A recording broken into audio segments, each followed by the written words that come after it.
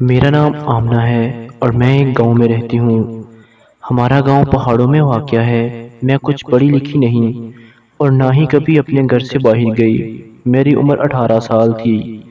میرے ابو کے چھوٹے بھائی شہر میں کام کرتے ہیں اور ان کے سارے گھر والے وہاں ہی رہتے ہیں۔ ان کا بیٹا سرفراز جو کہ دوسرے ملک میں کام کرتا تھا، میری اس سے شادی طے کر دی گئی۔ مجھے نہیں پتا تھا کہ شادی کیا چیز ہے اور نہ ہی کبھی آج سے پہلے اس متعلق کسی سے بات چیت ہوئی تھی۔ 10 دن بعد سرفراز نے گھر واپس آنا تھا اور اس سے ایک دن بعد میری اس کے ساتھ شادی تھی۔ میرے گھر میں بھی شادی کی تیاریاں خوب چل رہی تھیں، مہمان آ رہے تھے۔ میری شادی کا دن آ گیا، میں کمرے میں بیٹھی تھی اور سرفراز باہر بارات کے ساتھ۔ ہمارا نکاح ہوا، رخصتی ہو گئی۔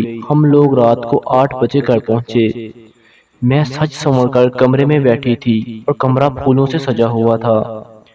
3-4 گھنٹوں بعد میرے شوہر کمرے میں آئے، مجھے سلام کیا۔ میں نے کہا وعلیکم السلام۔ انہوں نے پوچھا کوئی تکلیف تو نہیں ہوئی؟ میں نے کہا جی نہیں۔ وہ بولے کھانا کھاؤ گے؟ میں نے کہا جی ضرور۔ وہ کھانا لے کر آئے، ہم نے کھانا کھایا۔ میں نے کہا میں بہت تھک گئی ہوں، میں سو جاؤں؟ تو وہ بولے پہلے یہ جولری وغیرہ اتار لو۔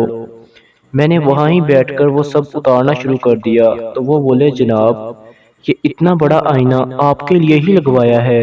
میں مسکرائی اور آئینے کے سامنے جا کر ساری جولری اتار دی، منہ ہاتھ دھویا اور ویسے ہی آ کر لیٹ گئی۔ مجھے یہ تو پتا تھا کہ شادی کے بعد لڑکا اور لڑکی ایک ساتھ رہتے ہیں، مگر یہ نہیں پتا تھا کہ کیسے رہتے ہیں اور کیا کرتے ہیں۔ میں لیٹی تو سرفراز نے اپنا ایک ہاتھ میرے گال پر رکھ دیا اور بولا آپ بہت خوبصورت ہو۔ میں تھوڑا شرما کر دوسری طرف منہ کر لیا۔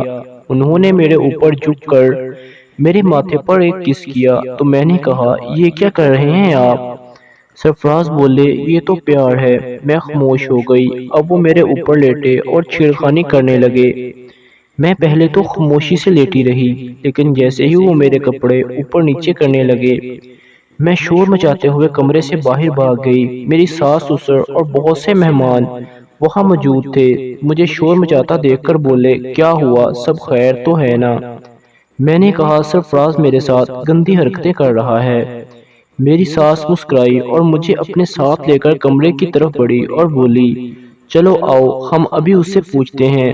وہ مجھے مہمانوں سے تھوڑا دور لے جا کر بولی بیٹا کیا کر رہا تھا؟ سرفراز میں بولی مجھے چوم چاٹ رہا تھا اور کپڑے اتارنے کی کوشش کر رہا تھا۔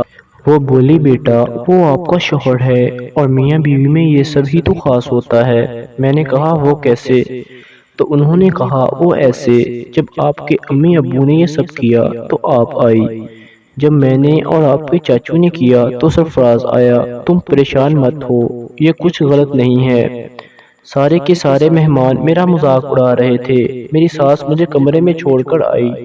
میں نے سرفراز سے کہا معاف کر دے، مجھے نہیں پتا تھا ایسا کچھ۔ وہ ہنسنے لگے کہکے لگا لگا کر اور بولے اتنی بڑی ہو گئی ہو ابھی تک تمہیں یہ نہیں پتا؟ خیر۔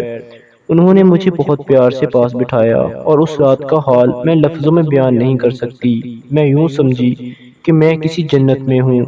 آج تک وہ رات نہیں بھولی میں، اور جب بھی مجھے غصہ آتا ہے یا میں ناراض ہوتی ہوں تو سرفراز اونچے اونچے کہکے لگا کر کہنے لگتے ہیں میرے ساتھ غلط حرکتیں ہو گئی ہیں، میں کیا کروں؟